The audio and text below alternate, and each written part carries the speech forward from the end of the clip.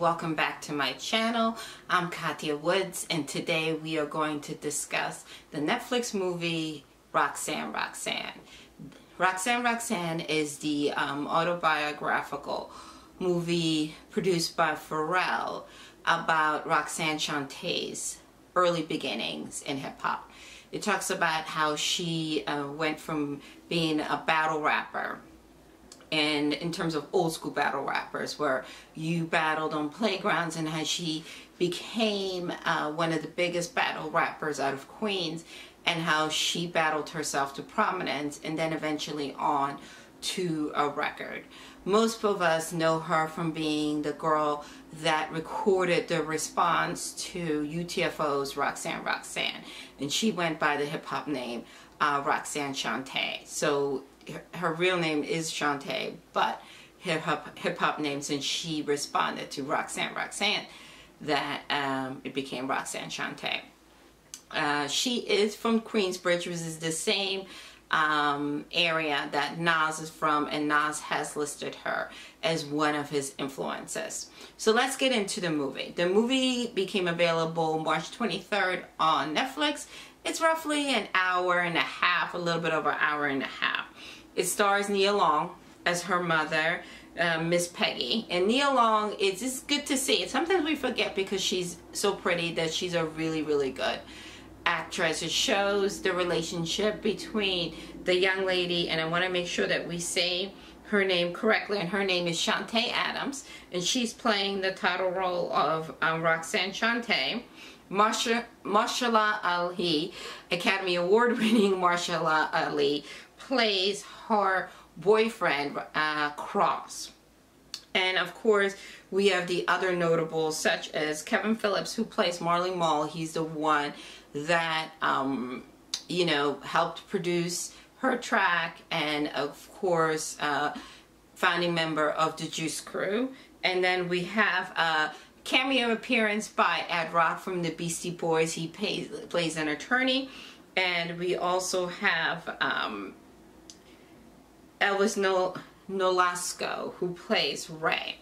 So again, the beginning of the movie starts off with her coming of age. I would say she's in younger to high schoolish. You have her as a younger child and then as high school, and how she began battling, and how her and her friend, who was more like her hype person, her manager, started battling all throughout Queens, and then her reputation grew, which was very common through hip-hop days. Remember, this is pre-internet, so your reputation preceded or grew via word of mouth. And she, not only was it unique for her to be so notable as a battle rapper, but also because she was a female. Again, very important. I always try to put this out, that women have been a part of hip-hop culture since the beginning, and we often don't get our just due. And even back in the day, some of the fiercest MCs at the time were women. Women like Roxanne Shante, women like Sparky D, and the list goes on and on. Sha Rock as well. So I think, so that was really good to see that she was just not the best female MC, she was the best female, the best MC, period. She was literally beating guys left and right. And again, the one aspect of the movie that I liked is because it showed you the essence of hip-hop culture, a lot of that which is lost today, which is, it was about community togetherness and understanding. And the idea that, you know, after the battle, the winner wins and you give them their props, and the loser is the loser, but, you know, you squash it, you battled, and if you didn't like the outcome, then you went and you sharpened your rhymes, and you came back and you battled another day, which I really, really enjoyed. I thought the young actress did a really good job of portraying Roxanne. I feel as though she really favored her in terms of looks, and also in terms of getting certain characteristics correct, from hairstyles to at the time she did wear braces, her whole demeanor and how she rapped. Like, you know, the way that, you know, back then people used to point their finger and then just go into persona. The part that was eye-opening is I did not know that she had such a strenuous relationship with her mother. And, you know, I don't want to give everything away because I want you to watch the movie. And it showed how she just endured the things that her mother went through. Like a lot of young people during that time, she grew up in a one-parent household. Her father really wasn't present. The other part also was that, you know, your relationships with men get a little bit forced by what you witnessed growing up. And she definitely had some hardships, and she learned through the school of hard knocks. However, it is good to see that she was very honest and to show that it wasn't all, you know, roses and champagne bottles and all of that, which a lot of people think that's what hip-hop was in the beginning. One of the other aspects I enjoyed was that they talked about the touring, how rough it was. I loved how they, you know, some of the earlier female rappers, Salt and Pepper talked about this extensively, showed that there weren't even accommodations for women. Women didn't have a dressing room per se. They had to get dressed in the ladies' bathroom or gather themselves. Also, how the whole situation with the money was handled. It wasn't handled like, you know, these days the promoter, you guarded the money, or you get paid via PayPal or Cash App, or some type of wire transfer happens. It just doesn't, you know, it goes to show you how that whole situation was a little bit shysty, to put it polite.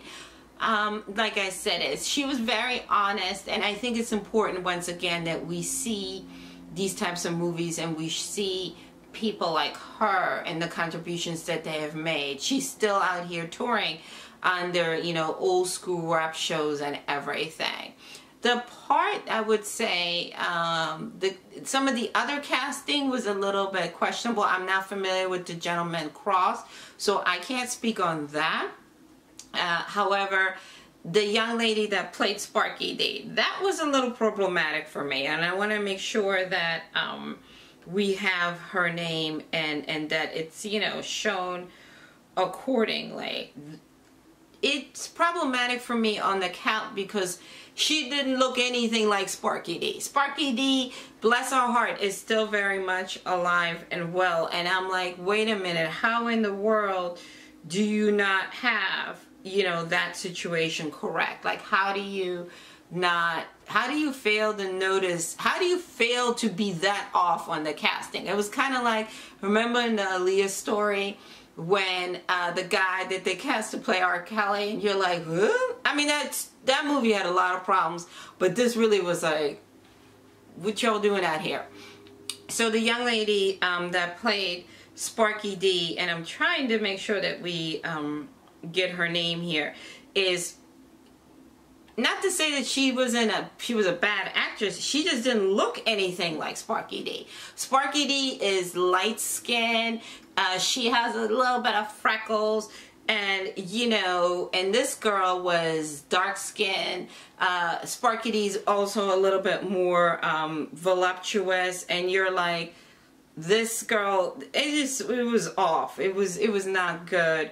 And it was just like, okay, it's almost like, I understand that the focus of the movie is Roxanne Shante, but you want to make sure that, you know, Sparky D is a legend, and she's one of the pioneering women of hip-hop, and she deserved a little bit better than to have, you know, this shiesty. Her name is, here we go, her name is Charisse Dillon. But the girl that they're showing here in the credits and the girl here on the screen is really, like, it was off.